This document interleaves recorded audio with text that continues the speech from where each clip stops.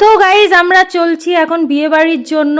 আর বিয়ে বাড়িটা হচ্ছে বহরমপুরে। তো এখানে আমি আর আমার দিদি একটুখানি সেজেগুজে ভিডিও করে নিচ্ছিলাম আর কি। আর বরযাত্রীরা এখনও আসেনি, আমরা ওয়েট করছি।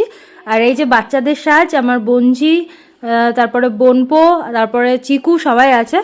আর এই যে বরযাত্রী চলে এসছে। তো চলো আমরা এখন যাব বাসে।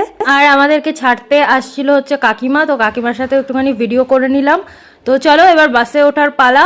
তো উঠেও পড়েছি আর তাড়াতাড়ি পৌঁছেও যাবো, কারণ কি এখন বেশিক্ষণ তো লাগে না। তো বিয়ে বাড়ি পৌঁছাতে না পৌঁছাতে আমরা চালু করলাম ফটো তোলা আর ভিডিও করা।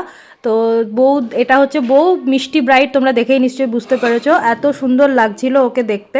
আর এখান থেকে আমার মাসিমণিও আসবে বহরমপুর থেকেই, কেন কি এখান থেকে এসে আবার চলে যাবে।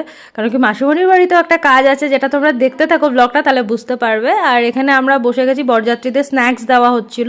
তো অনেক রকমের স্ন্যাক্সের ছিল। আর আমার সবচেয়ে যেটা ভালো লেগেছে, দেখো ব্যাগে বর বউয়ের নাম লেখা।